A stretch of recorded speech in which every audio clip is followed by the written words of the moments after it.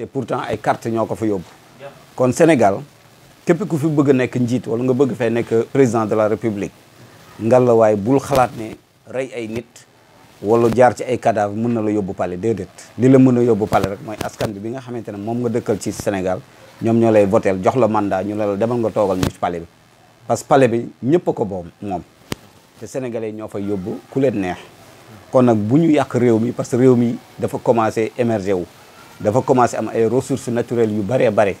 te loolu saay-saay yi nekk ci biti dañoo bëgg profito ci loolu jaxase réew mi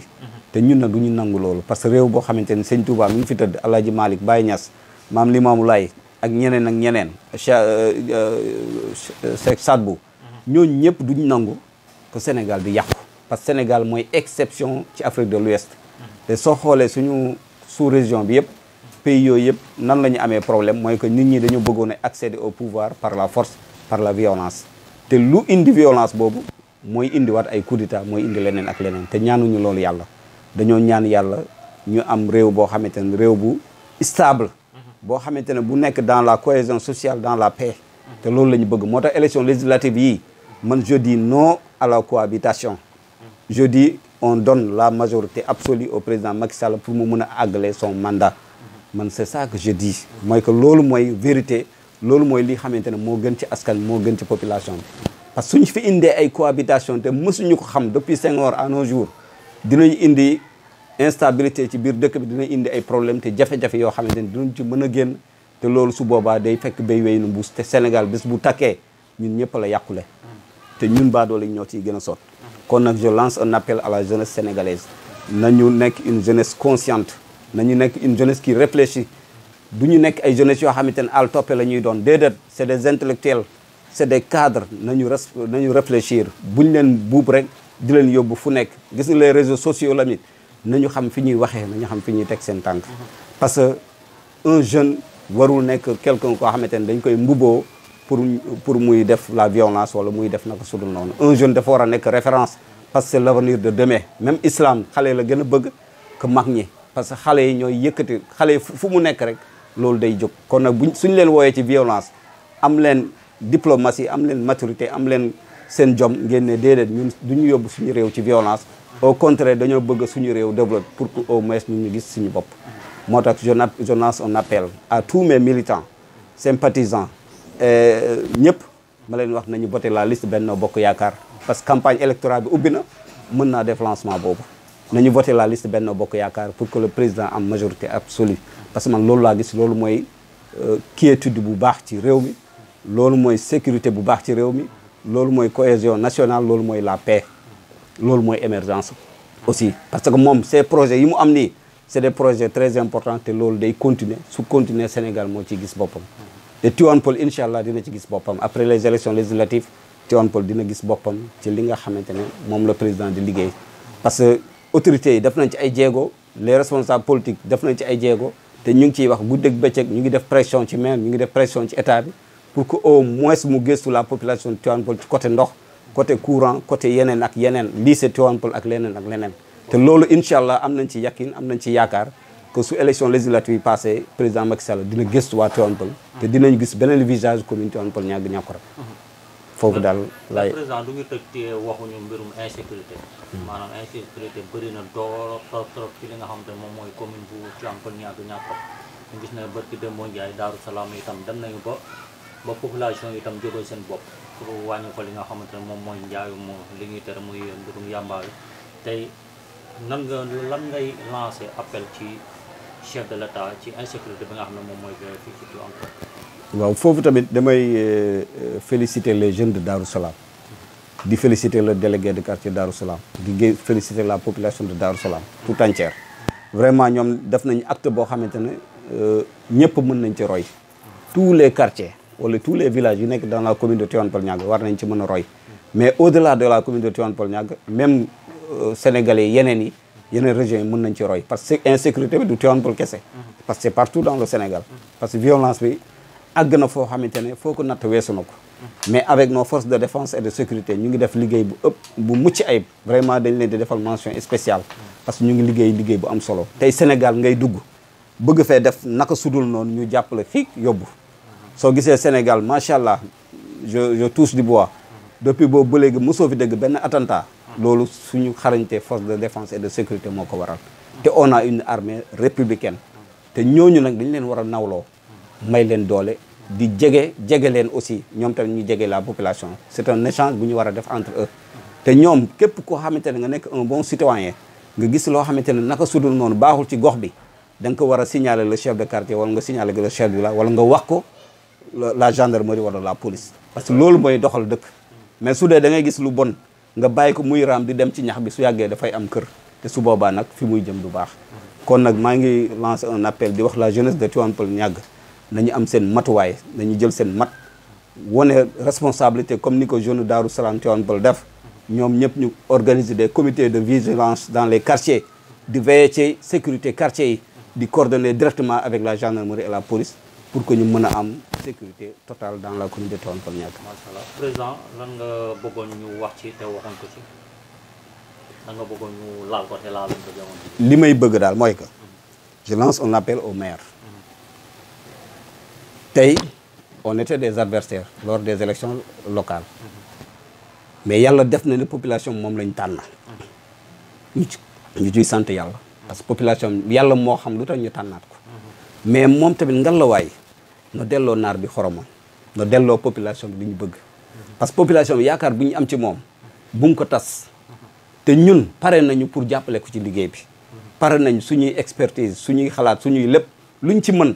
luñ ko mën a apporter ak fu ñu mën a soxlaa rek dinañ ko jàppale parce que à cause de la population bi nga xamante ne ñoom ñoo ko jox baat boobu parce que ñun li ñu doon ut mooy ko lu defar commune bi kon moom suñ ko joxee commune bi ñun du ñu toog di ko seetaan déedéet parce que suñu toogee di ko seetaan day mel ne comme ñun dañ cee mer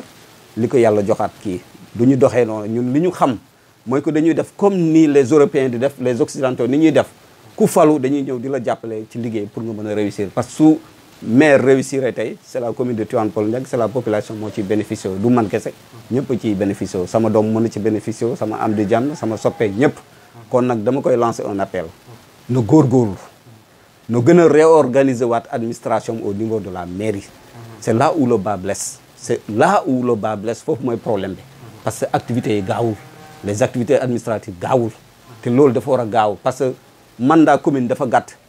te année budgétaire dafa gàtt balaa ngay recouvrer ba commencer de liggéey c'est des problèmes ñëpp xam nañ ko mais na accélérer la cadence na gaaw ci lépp parce que temps bi ñu koy may da ngay xool ñu ngi dugg ci élection législative su weesoo fii ak 1 an ñu duggaat ci présidentielle kan lay liggéey soo toppee politique bi doo liggéey na accélérer na teg pression l'État na teg pression le président de la na teg pression les ministères su président joxee instruction au ministère na teg pression ministère boobu pour mu accélérer pour que liggéey bi mu war a def dans la commune de Tivaouane Peulh Niaga mu am parce que moom su fi liggéeyee ndamam la parce que ëllëg dinañu wax ah Papis Diop c'était le premier magistrat de la ville te def na fi lii ak lii waaye su continuer nii benn mandaam jeex woy bu ñaaw la dañ naan Papis de nekk nag mosu fi def dara te loolu man yéenewuma ko su ma sañoon mu def man ndombal tànk bi yéen itteelu ma tey su liggéeyee woon liggéey bu am mucc ayib yàlla xam ne ne lii di ñëwaat man du ma xalaat sax ay présentation nekk maire parce que man li ma bëgg mooy du liggéey commune Tivaouane Peulh Niaga képp ku liggéeywul nag bul sonal nit ñi ngay laaj nga daan jox leen parce que loolu lor la mënoo jël baatu askan bi ba pare nga yore ba pare di def naka sudul noonu te moom il a intérêt à travailler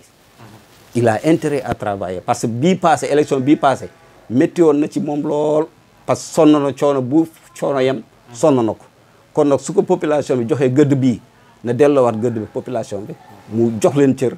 ànd ak ñoom lépp lu ko jaaxal na diisoog nit ñi ñu waxtaan parce que loo gis dañ koy waxtaanee dañ koy diisoo di ko pencoo suñ ko defee rek yàlla mën na ci wàccee yërmandem li nga bëgg day sotti mais su ci xeebaatee duggee rek dara du dox loo bëgg sax du dem parce que koo tàngal xolam su ñaanee ci yàlla li nga bëgg doo ko am te loolu na ko moytu parce que ak baaxul kon daal loolu lay mujjee di ko wax di ko ñaanal yàlla daal. kon président Caporal Info mu ngi lay sant bu baax di la gërëm. mbaa la nga tàggatoo. waaw li may tàggatoo mooy que di ko gërëm aussi parce que tabaski bi def na ay efforts yu bari ci tabaski bi. def na acte social bu bëree bëri. jàppale la ñu bëree bëri. même les listes parallèles ñi fi nekkoon yëpp jàppale na leen. am na lu mu leen jàppale ñoom tamit jàppale seen nit. loolu tamit lu baax la dañ ko ci gërëm di ko ci sant. c'était pas forcé mais il l'a fait quand même donc dañ koy ñaan rek mu redoubler effort mu gën a góorgóorlu ku ñun fu mu ñu soxlaa suñu ñaanee suñu xalaat wala mu laaj ñu suñu xalaat dinañ ko ci def leneen lu mu laaj dinañ ko ci def pour que au moins la commune de Tivaouane Peulh Niaga ak Niakoulrab ñu am li ñu bëgg loolu lañ soxla di la gërëm di la sant di rafetlu li nga ñëw fii di la baalu ak ñëpp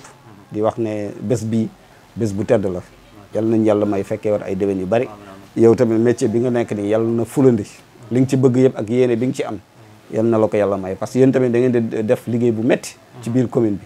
parce que lépp lu ñu xam ci biir commune bi yéen ci à travers yéen la man damay jël sama téléphone nekk fii di connecté di xool YouTube di xool Caporal di xool Malcolm di xool Zone TV di xool Tivaouane TP TV di xool man mënatuma sax léegi seetaan yeneen télé yi à cause de yéen parce que information bi may bëgg ci sama biir commune ci yéen laa ko mën a am kon nag dama leen di ñaanal na leen yàlla jàppale yàlla dem ba yàlla def yàlla na leen maire tabaxal maison de presse maison de la presse bi nga xamante ne moom laa leen diggoon sama programme yàlla na leen ko defal te incha allah je vais le défendre bés bu ma toogee moom dinaa ko rappeler ma ne que jox leen benn pàkk nga tabaxal leen maison de la presse parce que la presse locale la communication ça sert à tout le monde parce que loolu day développer la commune communication day développer commune parce que soo waxul ak nit ñi duñu xam tey soo gisee problème bi état bi am dans les réseaux sociaux mooy que waxuñu ak population waxuñu avec la jeunesse ñan ñoo nekk ci biti mooy ñi nekk ci biti étranger ñoom ñoo nekk foofu di xamba ci suuf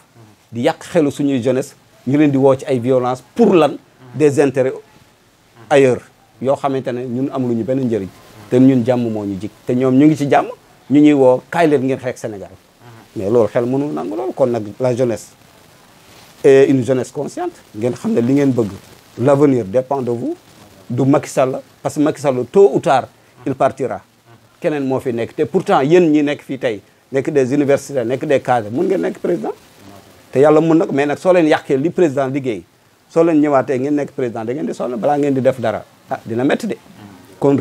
réew kenn du ko tabax ba pare di tojaat yàq moo gën a yomb defar moo gën a jafe te président fi mu teg tànkam baax na mu ngi liggéey mu ngi def ay effort mu ngi def ay réalisation yu am importance kenn mësul xam lan mooy TER kenn mësul xam lan mooy gare kenn mësul xam loolu yëpp tey da ngay dem circulation bi wàññeeku na da ngay dem yéeg si gare bi dugg ci gare bi comme européen nga dugg dem aéroport bi la même chose da ngay mel ne yaa ngi Europe kon loolu suy commencé di ñëw amal espoir dans l'avenir de 5 ans 10 ans Sénégal dina dem ba nga xamante ne tubaab yi ñooy jóge fële di ñëw di immigrer au niveau du Sénégal mais ñun dootuñu màngaan di dem di liggéey Europe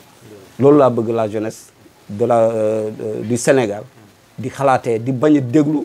ñi nga xamante ne dañoo nekk ay activistes nekk fële au niveau de l'étranger di xupp xale yi di leen woo ci violence di bëgg taal réew mi loolu man ànduma ci jërë ngeen jëf wasalaam merci